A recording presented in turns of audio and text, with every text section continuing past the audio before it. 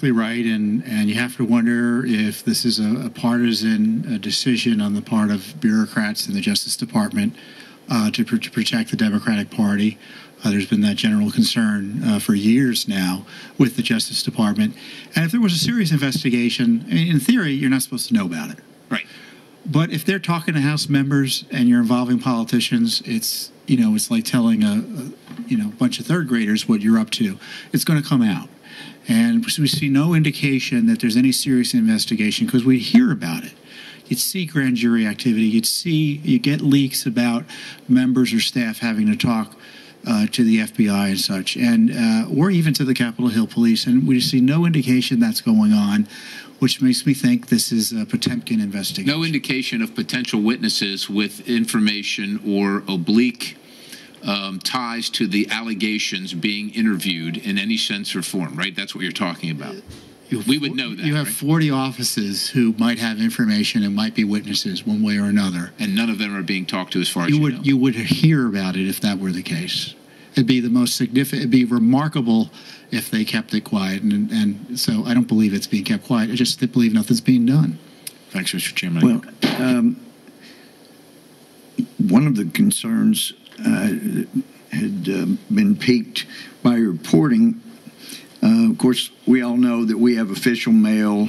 Everybody that works in the House, the last part of our address is at mail.house.gov.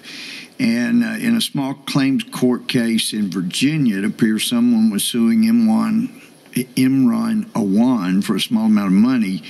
And in the section of the filing requires the plaintiff to certify that the other party is not an active member of the military. The plaintiff notes that Imran, quote, works for the House of Representatives, and his email address is 123@mail.house.gov.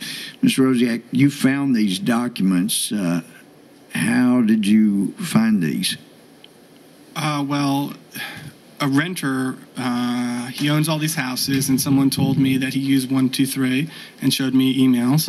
And then I also... A renter from Imran ATWAN. Yeah, Imran ATWAN was the landlord, and he was using this address, and then I saw it a second time in court records, as you mentioned. And when I typed in this email address, it auto-completed a name, and that name was the Deputy Chief of Staff for Andre Carson, who's a member of the Intelligence Committee. So there's 10,000 Capitol Hill staffers here. Not many of them do anything involving intelligence.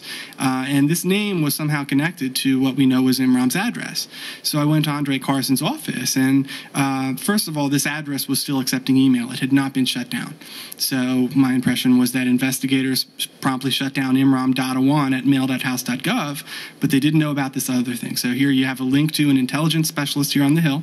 You have a secret email address, and I go to the relevant member and his office, and I told them about the court documents, etc., and they didn't express any concern. I have no indication that they took any steps to have this shut down.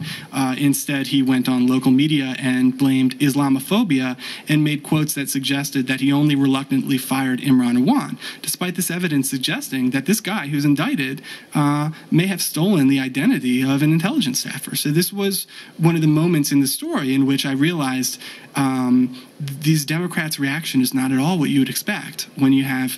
Because things can, there are bad people out there. Anyone could accidentally hire a bad person. But the reaction that I got from Democrats and that Andre Carson thing is a great example was just completely different than what I would have expected. Well, did you bring it to CAO's attention? The CAO has refused to talk to me about this story. The silence in all of this I think is pretty interesting. It's also worth noting that if you read the Washington Post story last month, it says that the House leadership got together, and it appears to be talking about Paul Ryan and Nancy Pelosi.